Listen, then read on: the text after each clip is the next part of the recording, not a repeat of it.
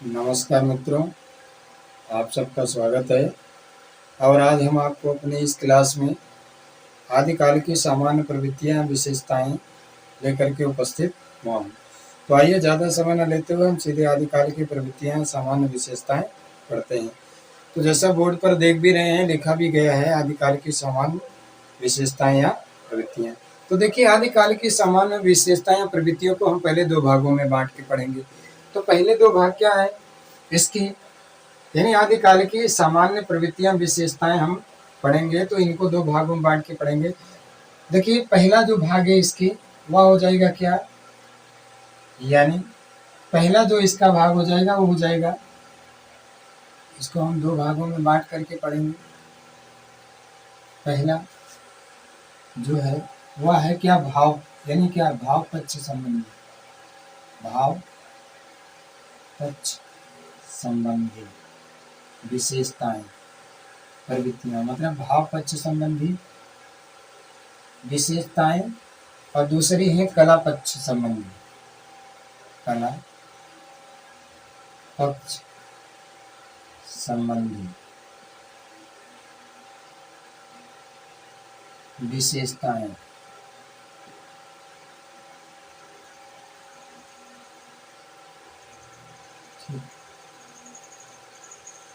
संबंधी विशेषताएं, वही विशेषताएं या प्रवृत्तियां।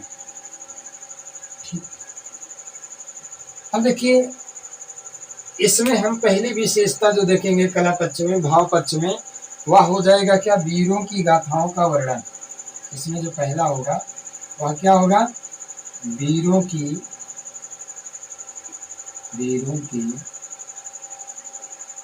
गाथाओं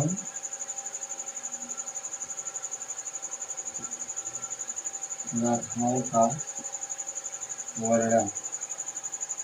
दूसरा फिर हो जाएगा, मतलब जो वीरता करते थे उनकी गाथा, माने क्या, कहानी, उनकी कहानी बना करके उन्हीं का वर्णन किया जाता था। ठीक, और वीरता क्या करते थे आप जान ही रहे हैं आदिकाल की। दूसरा क्या, युद्धों का सजीव चित्रण, युद्धों का सजीव चित्रण, मतलब सजीव माने जीता जागता चित्रण करते थे। ठीक, चित्रण करते थे। तीसरा फिर आप देख लीजिए, यानी प्रकृति का आलंबन और उद्दीपन दोनों रूपों में चित्रण, मतलब प्रकृति का आलंबन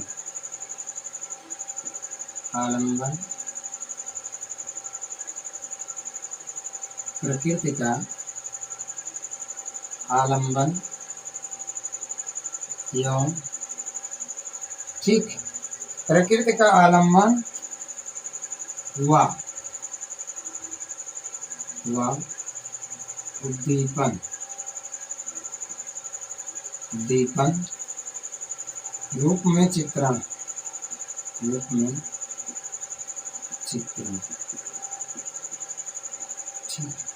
चौथा फिर क्या था, यानी रासो ग्रंथों व दरबारी साहित्य की प्रधानता। रासो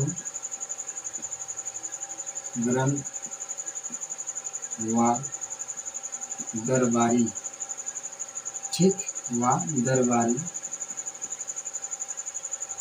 साहित्य की प्रधानता। ठीक, उसके बाद अगला भी हम यहाँ पर देख सकते हैं, पांचवा, लोगों की दयनीय स्थिति। लोगों की दयनीय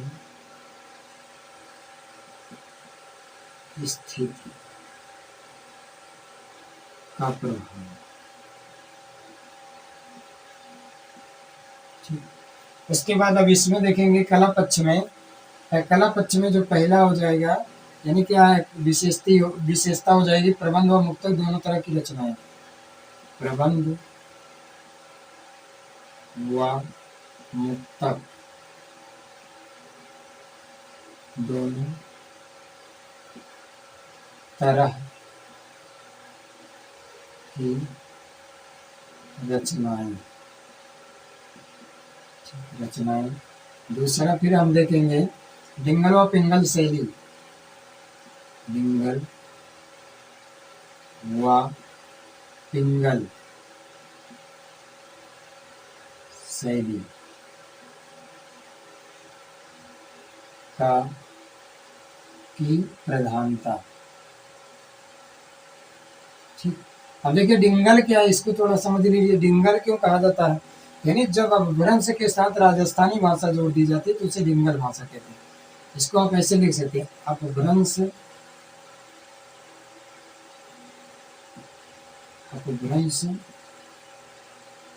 प्लस राजस्थानी। ठीक, अपभ्रंश प्लस राजस्थानी। ठीक, यानी अपभ्रंश भाषा और राजस्थानी भाषा को जब आपस में मिला दिया जाता है उसे क्या कहते हैं, डिंगल कहते हैं। ठीक, उसको क्या कहते हैं, डिंगल। और उसके बाद फिर क्या है, अपभ्रंश के साथ, यानी अपभ्रंश के साथ जब ब्रज भाषा मिला दी जाती। ठीक, यानी ब्रज भाषा मिश्रित होती है तो इसे कहते हैं क्या, उसे कहते हैं पिंगल। ठीक, तो डिंगल का मतलब राजस्थानी, यानी क्या अपभ्रंश के साथ राजस्थानी, और पिंगल का मतलब है यानी क्या अपभ्रंश के साथ ब्रजभाषा। तीसरा नंबर क्या हो सकता है इसमें, तीसरी विशेषता क्या हो सकती है, छंदों की प्रधानता। छंदों की प्रधानता। ठीक, प्रधानता। चौथी आप देख सकते हैं शब्द व अलंकारों का प्रयोग, शब्द व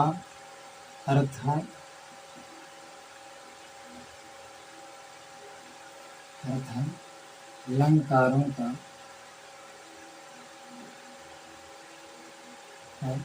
प्रयोग। अब इसमें और देख सकते हैं पांचवा, वीर या श्रृंगार रस की प्रधानता। ठीक, यानी ये तो थी क्या है, यानी कला पक्ष और भाव पक्ष संबंधी आदिकाल की विशेषताएं। हमने यहाँ पर कला पक्ष और भाव पक्ष के रूप में दिखा दिया है कि आदिकाल की कला पक्ष की कौन कौन सी विशेषताएं हो सकती हैं, आदिकाल की भाव पक्ष की कौन कौन सी विशेषताएं हो सकती हैं। तो एक बार इसको रिपीट करते हैं। आज हम इस क्लास में पढ़ रहे हैं आदिकाल की सामान्य विशेषताएं या प्रवृत्तियां, जिसको हमने दो भागों में बांट करके पढ़ा है। पहला यानी क्या भाव पक्ष संबंधी विशेषताएं, दूसरा कला पक्ष संबंधी विशेषताएं।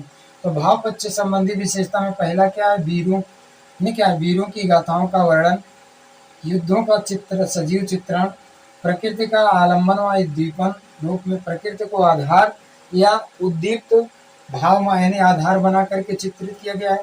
रासो ग्रंथ व दरबारी साहित्य, मतलब दरबार, राजाओं के दरबार में लिखे जाने वाले साहित्य की प्रधानता, लोगों की दयनीय स्थिति का प्रभाव, और लोगों के जिसके कारण लोगों की दयनीय स्थिति का भी प्रभाव उसमें देखने को मिला, ये भी इसकी विशेषता है।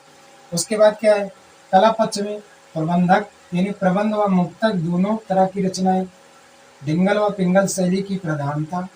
डिंगल किससे बनी है, अपभ्रंश के साथ जब राजस्थानी जोड़ दी जाए तो डिंगल, अपभ्रंश के साथ जब ब्रजभाषा जोड़ दी जाए तो उसे पिंगल कहते हैं। छंदों की प्रधानता, शब्दालंकार व अर्थालंकार का प्रयोग हुआ है, शब्द व अर्थालंकारों का प्रयोग, वीर व श्रृंगार रस की प्रधानता। ये तो थी आदिकाल की प्रमुख प्रवृत्तियां। अगली क्लास में हम आदिकाल से संबंधित जो मूल तत्व हैं वह लेकर के उपस्थित होंगे। ठीक, धन्यवाद। पसंद आए क्लास तो अधिक से अधिक लाइक करें, शेयर करें और कमेंट करें। ठीक, धन्यवाद।